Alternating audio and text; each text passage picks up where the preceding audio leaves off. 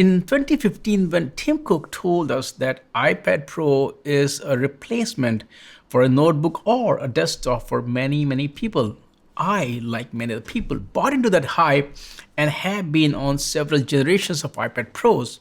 But even if I have evolved as a print journalist to a video journalist and an influencer, I'm still waiting for the day when iPad Pro will replace my desktop and laptops. Cook was probably talking about average consumers who don't need a PC in the first place. A lot of folks, they just live inside a browser or within an app. A lot of folks, they just want to be able to check their emails, browse the internet, watch movies, TV shows. I mean, if you look at businesses, a lot of businesses use iPads for their kiosks or for their employees to file reports and do a lot of other official tasks which can be done through a company website or an app. I mean, same is the case with Google Chromebooks. All you need is a web browser and that device is totally fine for those use cases. And if you look at iPad Pro, it's a great device for such use cases, and it's also one of the best-selling tablets out there. It is, though, not for creative people like me who need a powerful PC to get work done. iPad hardware is awesome. I think it is as powerful as a laptop 10 years ago. What triples it is the operating system. iPad OS is a mobile OS primarily for consumption and not for creativity or productivity. Things would have been totally different if Apple used Mac OS instead of iPad OS for this device. It would have been a killer device then, but that is not going to happen from what we see here. So while I have had a couple of iPads for a while, the one that I have currently has kind of started to show age, though it works properly, everything runs smoothly. Only when I say it started to show age is more like battery is, I think, at around, I would say, 60% now. I think if I'm watching movies on the plane, it will run out of juice at around 4 hours. It used to be much longer than that. Beyond the battery life, it is working flawlessly. There's no problem. So I have to give that to Apple about longevity of some of these devices. However, I have kind of started to feel frustrated as I try to find a place for the device in my workflow, whether I'm talking with a personal or professional. And I have kind of started to evaluate whether to upgrade to the latest iPad Pro or to look elsewhere at the alternative. And one of the reasons, is, as I said, the device is working fine. One of the reasons behind this re-evaluation is the fact that lately I got into many hobbies, such as woodworking, 3D printing, racing, sim racing, metalwork, and I want a device that can handle all of my do-it-yourself workflow, all of my do-it-yourself projects from start to finish. So I kind of started to reflect on how I have been using this iPad. And I realized that there are only two use cases where I use my iPad Pro. One is to watch movies and TV shows when I'm flying for work. These are long intercontinental or from East Coast all the way to West Coast. You're looking at 6-7 hours flight. That's when I use it to watch movies. The second use case is to draw rough sketches from my woodworking projects. And now let's also talk about my work. We run a media company. My primary work is video production. I'm a journalist. I interview folks. So of course I use Macs to talk to folks, record those interviews on my cameras. After that, the video is sent to the video edit teams. They edit it, send it to us. I have, because it's technical in nature, so I have to review them on Mac, and then we release the content. I am also a gamer, and Apple is not a player in this space, no pun intended. iPad doesn't play any role in my media production use case. So from the work point of view, it doesn't help me. From the gaming point of view, iPad is nowhere in the, let's not talk about those arcade games. So let's just talk about at least hobbies. When it comes to my hobbies, as I mentioned, I do woodworking, 3D printing, laser engraving, CNC, and metalwork. And I could not find any role for iPad Pro beyond the very first stage, which is to just take notes, measurements, and draw rough sketches, which can be done on a regular pencil and a notepad. When I'm saying pencil, I'm not talking the Apple pencil, I'm talking regular physical pencils.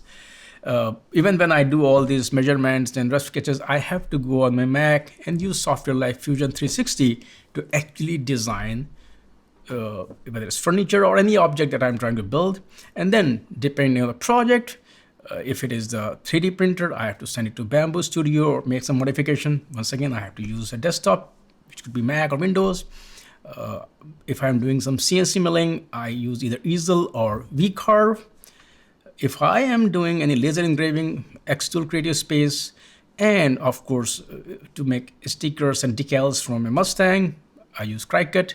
Once again, I have to use the desktop to not only design, but also send the command to the machine.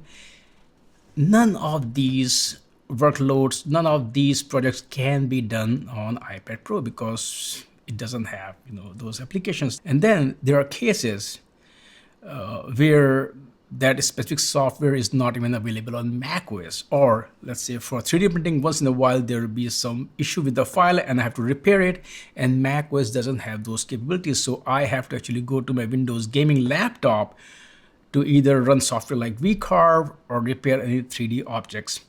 So not only iPad plays a very minuscule role in my do-it-yourself project, I have to jump from one device to other and then to other. So I have to jump from iPad to design because Mac doesn't have touch screen, so I cannot design anything on my MacBooks. I have to use the iPad to design the object.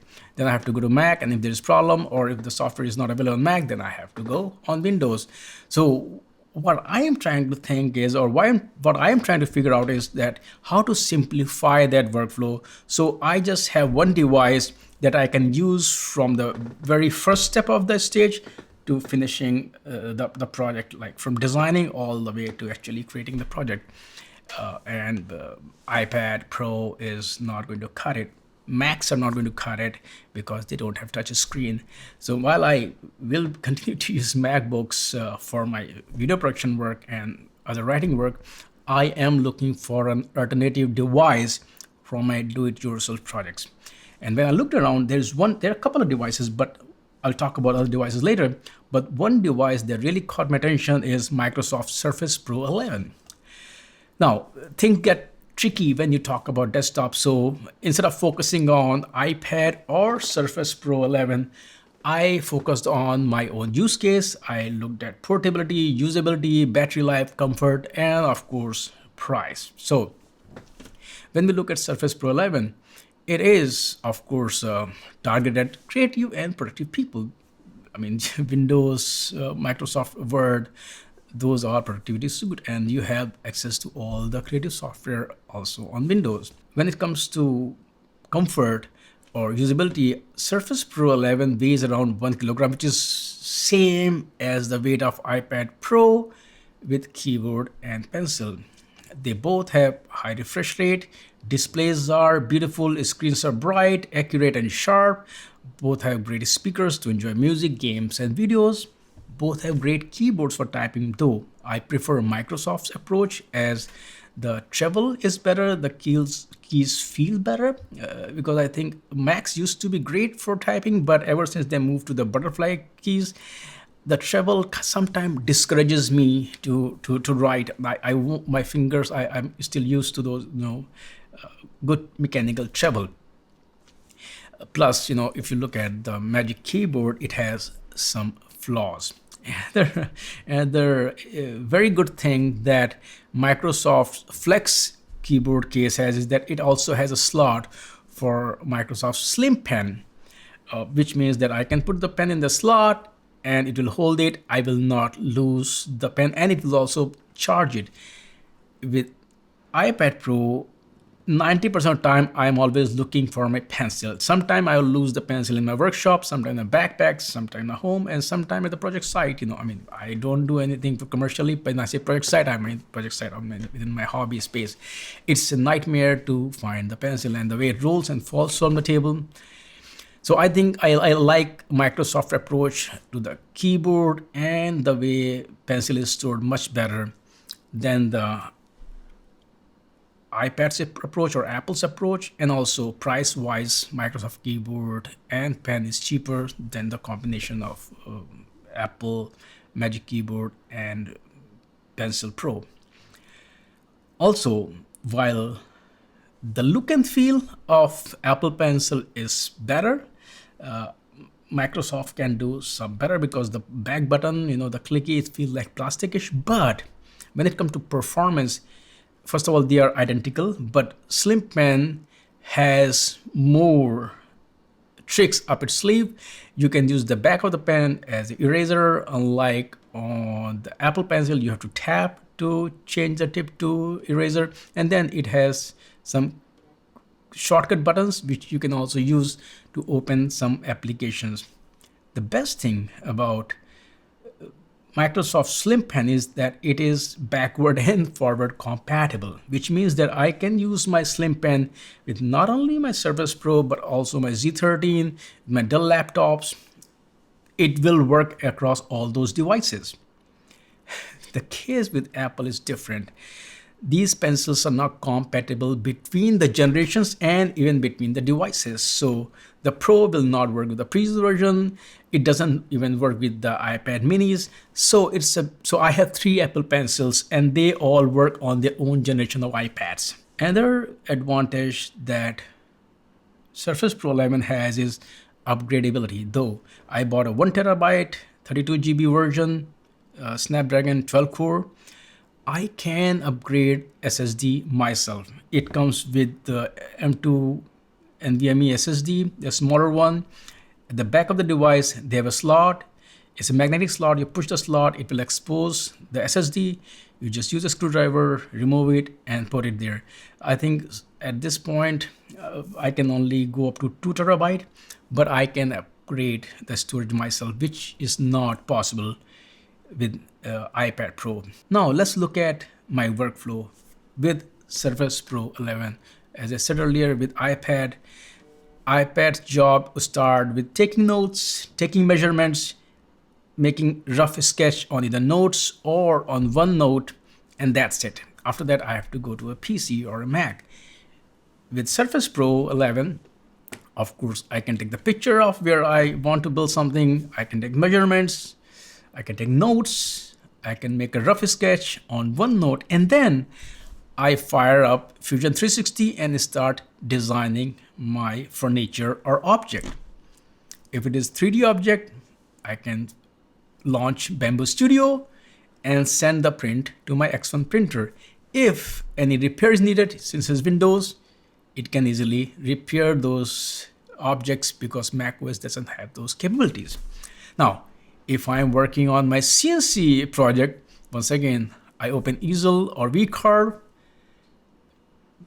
set up the whole project, send it to my CNC machine, and get it cut. If I'm using laser engraving, just fire up the Xtool app in Windows and start working on my laser project. If I'm working on decals for my car, once again, open Cricut Creative Space, send the command to the printer, and get everything done. Now I have one device to rule them all. No more jumping between these 3 devices. But Surface Pro 11 can do much more than what iPad Pro can do. Even if Surface Pro 11 is powered by Microsoft's own ARM-based processor, just like Apple's M chips, Microsoft is using emulation to run traditional x86 applications, which means that I can run virtually any Windows application on Surface Pro 11, including Photoshop. And I'm not talking about the mobile version of Photoshop. I'm talking full-blown desktop version of Photoshop, Lightroom, Illustrator, Adobe Premiere, DaVinci Resolve, full version of Microsoft Word. I mean, you name it. If it is a Windows application, it will run on Surface Pro 11. That is not the case with iPad. And also iPad, is a locked ecosystem. With Windows, you can install applications from anywhere you want, open source applications like Blender or OBS, because it is a powerful desktop PC packaged inside the same form factor as the iPad Pro. It is more or less like, if iPad Pro is like a Harley-Davidson Street Glide, your Surface Pro 11 is like Ford Maverick. A big difference between 2 devices.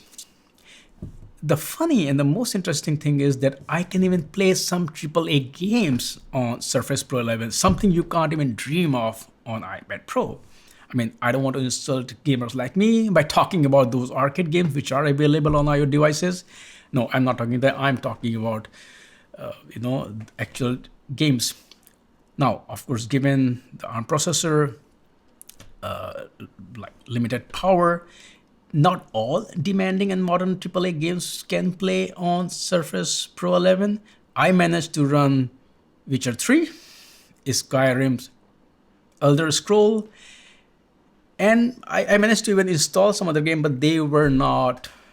I mean, you can run even Cyberpunk, but the frame rates are not that good to be playable. But I was able to play Witcher 3 and Skyrim in medium to low settings. You can't play Xbox Pass games. They are just not even available if you open the Xbox app. You can stream them.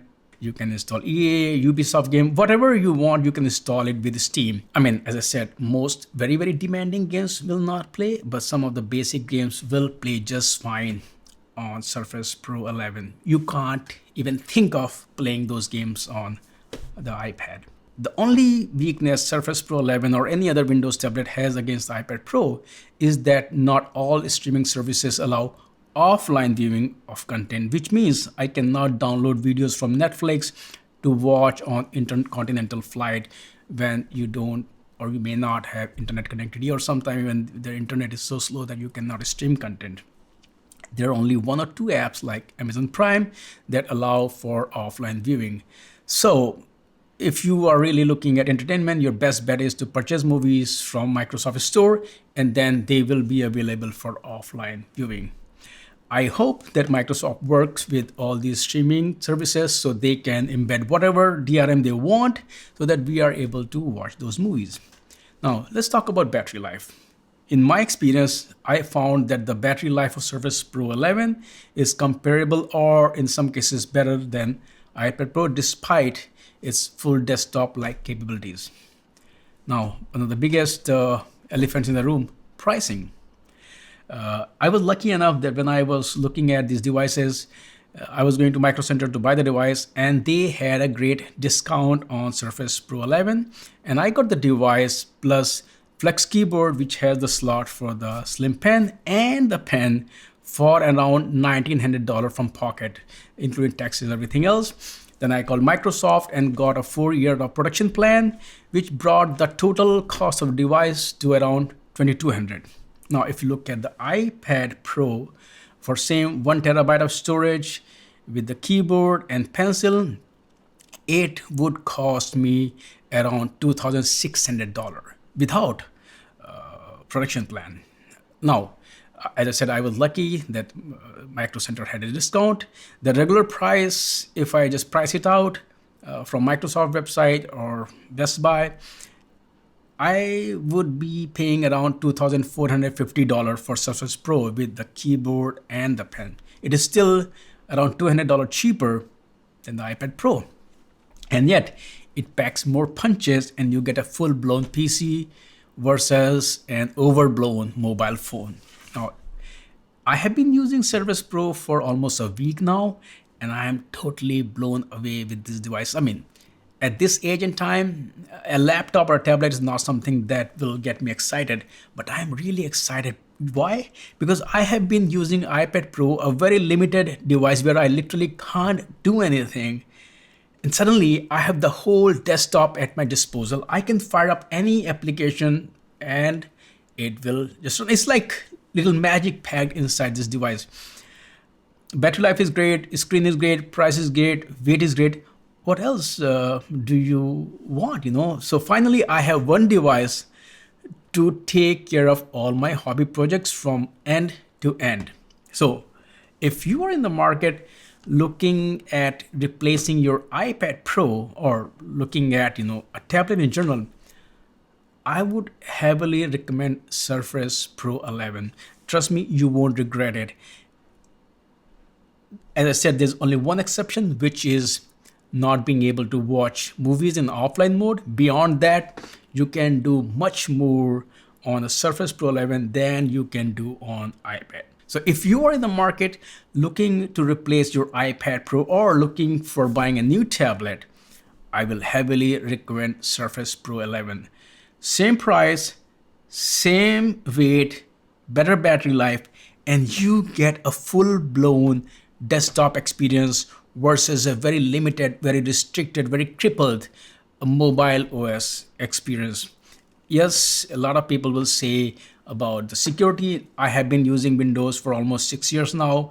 Windows 11 is extremely secure. You don't have to use any antivirus software. The built-in security features are awesome and great. I've never had any virus in the last 6 years. I actually got virus on my Linux running NAS devices. Who would expect that? But there it's very secure, so don't worry about the security aspect. If you are looking at a tablet which you really want to use for work, Surface Pro 11 is the tablet you should be getting. Trust me, you won't regret it. Now, my job of talking is done. Now it's your turn to take your time and share your thoughts in the comment below. What do you think about my choice of going with Surface Pro 11 versus iPad Pro? I will look forward to your comments, and I'll see you in the next video.